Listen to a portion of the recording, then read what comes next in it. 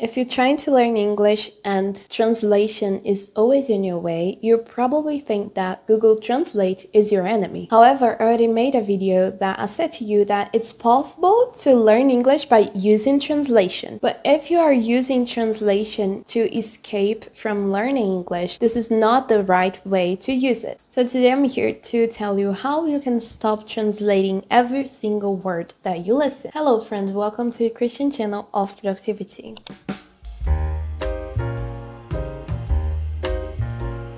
The first tip so you can stop translating everything is definitely to immerse in the language that you want to learn. I always said to you that you have to listen everything in English, try to listen to songs, maybe watch your favorite movies and series in English as well, or even changing the settings of your phone or your computer to learn how to recognize everything in English. In the very beginning, I do remember that I started searching everything in English. For example, I've been trying to work out since I am a teenager and I always searched everything in English.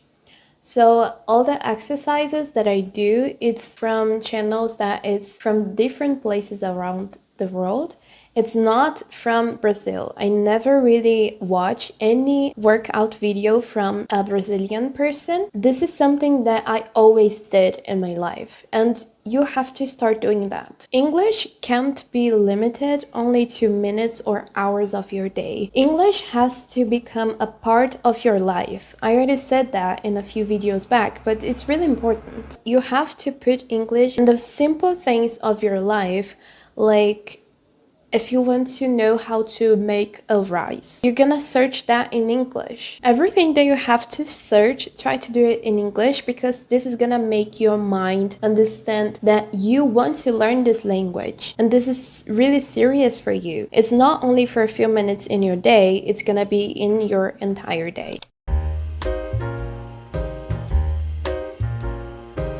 Keeping this in mind, that English has to be a part of your life, you're gonna start thinking in English. I was talking with Amanda, a subscriber of my channel that was in the Discord talking to me. And I remember that because she was asking, Luciana, how do you practice your English today? And if you have a few tips for me, it would be great. And I start talking about the tips that I thought that it was really important to learn this language.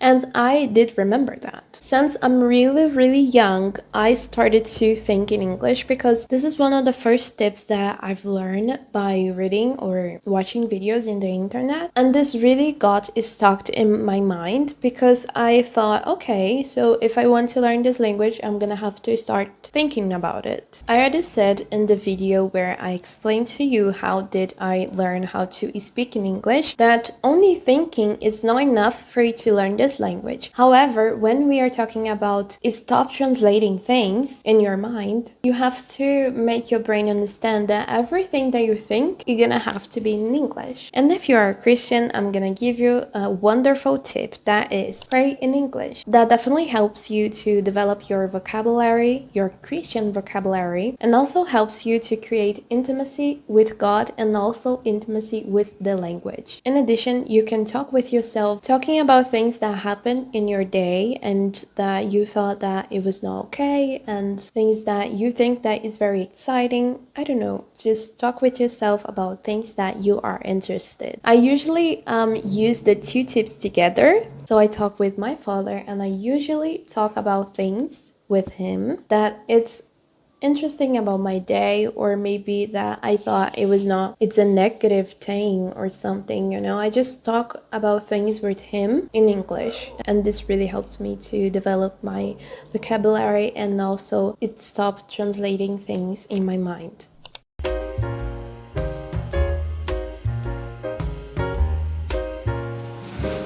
Thirdly, keep in mind that understanding concepts is more important than understanding words. When you think about concepts, you can understand the entire phrase in English other than fixing in on a specific word or trying to translate individual words. Let's consider this phrase. She's feeling under the weather today. If you try to translate this, it's gonna be very confusing. She's feeling means that ela está sentindo. Under the weather means abaixo do tempo e today means hoje. Com certeza, se você tentar traduzir essa frase dessa forma, você vai se confundir extremamente com o significado, porque não faz sentido nenhum se você traduzir palavra por palavra. Ela está sentindo abaixo do tempo hoje. Não faz sentido. Under the weather é uma expressão idiomática do inglês que significa estar para baixo, não tá muito bem, está doente, alguma coisa assim. Então, se você pega essa expressão idiomática e quer traduzir ao pé da letra, obviamente não vai funcionar. Então, entenda que compreender o conceito é bem mais importante e relevante do que você saber o significado individual de cada palavra. By valuing the concept, this is gonna help you to think in English and stop translating things in your mind.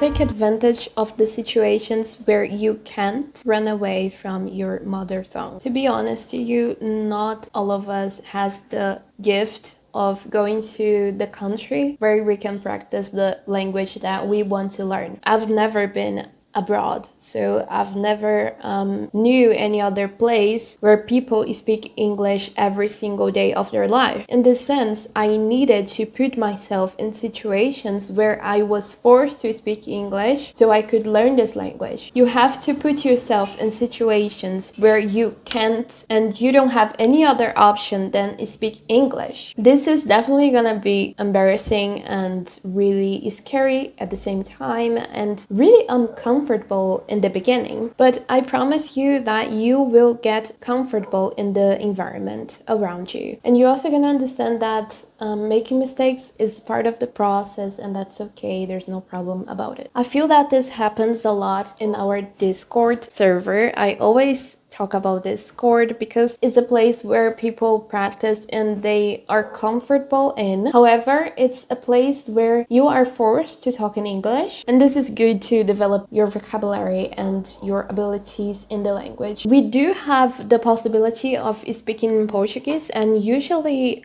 there are a few days that we speak in Portuguese a lot, but there's also a good pressure where you have to speak in English. Last Sunday, I was talking with a girl that it was in the very beginning in the process of learning English, and she was like, okay guys, I cannot speak in English, but I can understand a little bit. So what we did was this. Rufino, I don't know if I can say your guys' name in here, but Rufino is from Angola, and I think it's so exciting talking with him because he makes every subject that we talk about interesting. It's a gift, honestly. It's a gift that he has from God. So he was talking about the things in his country and all of that. So because of this girl that has English that was in the beginning, Rufino was talking Portuguese, and then I was trying to translate to her in English so she could practice a little bit of her listening. And then I said to you, okay, so if you can't speak in English, try to speak in Spanish for us, because she said, okay, I tried to learn Spanish and I've been doing this for a few months or years, I don't know.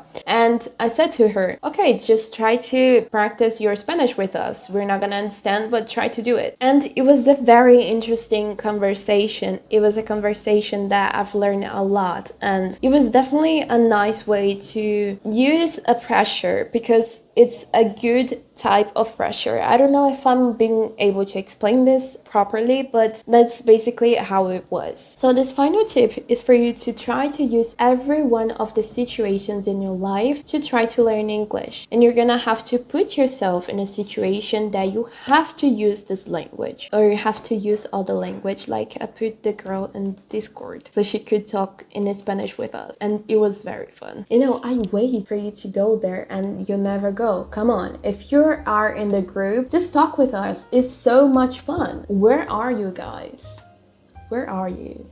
Come on. There is also another way to stop translating things in your mind, that is gaining vocabulary. I have a video talking how you can improve your vocabulary, and I'm gonna put it right here. I see you in the next one, and remember, you are loved.